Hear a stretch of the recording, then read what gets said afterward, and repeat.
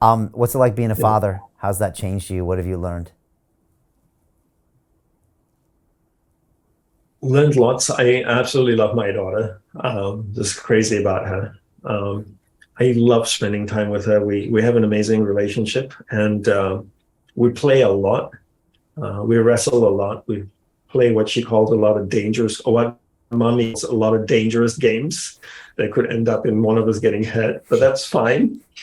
We wrestle, we tumble, we go to the beach, we hang out, we draw, we color, we look at financial charts, pie charts, and all kinds of things. Um, I would say the big thing for me is that I really wanted a daughter. I really wanted a child. So, having taken on a householder life, I wanted a child, and the fact that I wanted a child has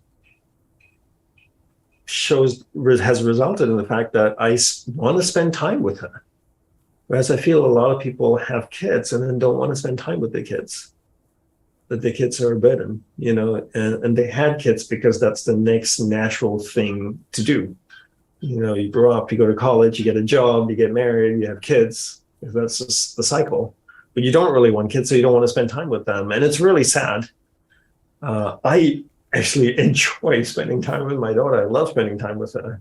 So it just brings me tremendous joy. And it takes work, right? It takes a lot of work. And I'm very invested in looking at where she is now and teaching her about the things that she needs so that she can lean on her own spine. So I've taught her about the mind and awareness moving through the mind. And, she'll come up to me and say sometimes, Dad, where's your awareness right now? You need to move your awareness out of the upset area of the mind to the happy area of the mind. The fact that she can say that at 3 years and 10 months, she understands that it's something you can shift, which is so empowering. Yeah. Which goes to show that the teachings in this book is not complicated to understand.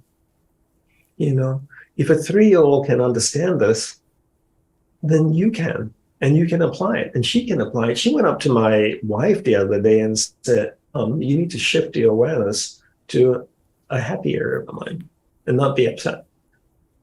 My wife's like, okay. It's not complicated. We just need to be taught, right, Brian? Yeah. The same way you were taught about body movement, about all kinds of things, how to dress up, everything. The same way I was taught about so many different things. We care about our children, and we truly care about their lives. We'll take time, dedicate time, and work. I want to help her find her purpose in life so that she can spend as much of the years she has on this planet living in alignment with her purpose as opposed to looking for her purpose. Yeah. So how can I help her do that as soon as possible?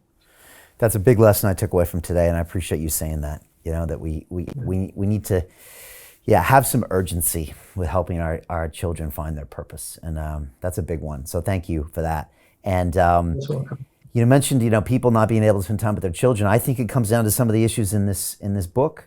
If you are all anxious and stressed all the time, if you don't have that purpose, and it's easy to get into this treadmill where you don't really have time for anything, right? You're trying to maybe get away from the pain and the anxiety and the stress, and then it's hard to be a good parent. But being with your kids can be a tremendous thing. They are some of the most perceptive people. They'll call you on your nonsense.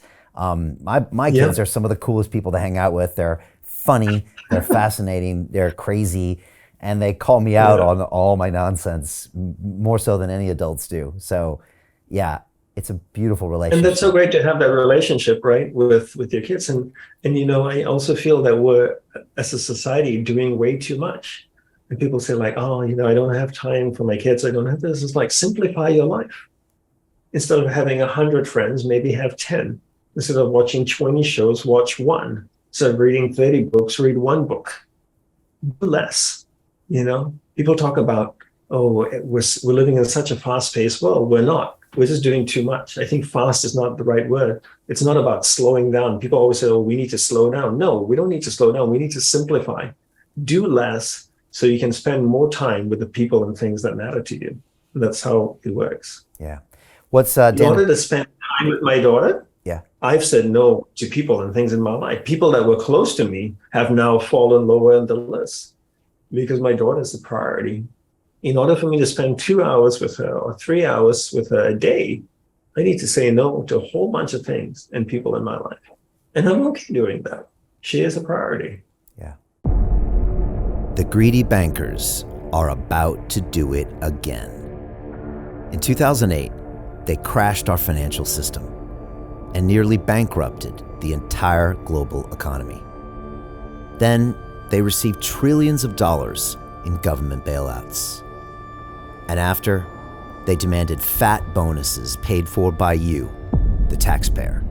It turns out the banks haven't just been screwing the American taxpayers, they're also screwing over their investors. Turns out the banking industry is the worst place you could put your money, despite enormous taxpayer bailouts. Now the bankers are back to take away your financial freedom. They lie and tell you that cryptocurrency isn't safe. They try to make it illegal for you to choose how to invest your hard-earned money. They lie and say cryptocurrency is used by money launderers and criminals. But look at the record. It's the banks themselves that launder hundreds of billions of dollars every year to the biggest criminal operations in the world.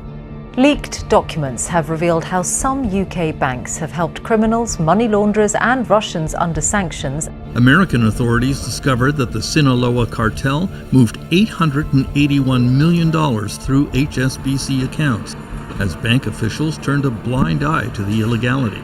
The bankers lie and say cryptocurrency is not a real investment.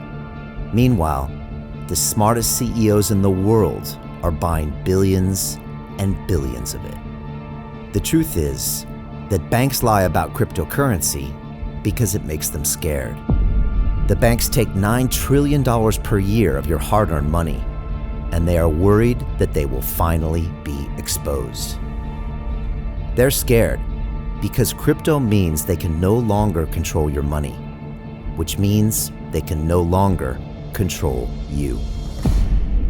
They are scared because you might actually understand your money and intelligently decide what to do with it. Now is the time for us to come together, fight back, and take control. It's time to educate ourselves, our families, and our communities. Because financial education means financial freedom. We know that cryptocurrencies will help us build the new decentralized financial system of the future.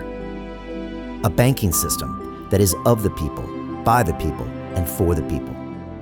A banking system where access to finance is a fundamental human right. A banking system that is free and fair and welcomes all humans on this earth. The DeFi revolution is happening.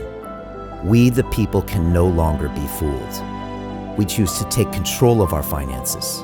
We choose to take control of our freedom. We choose to take control of our future. Join us, and let's take back our financial freedom forever.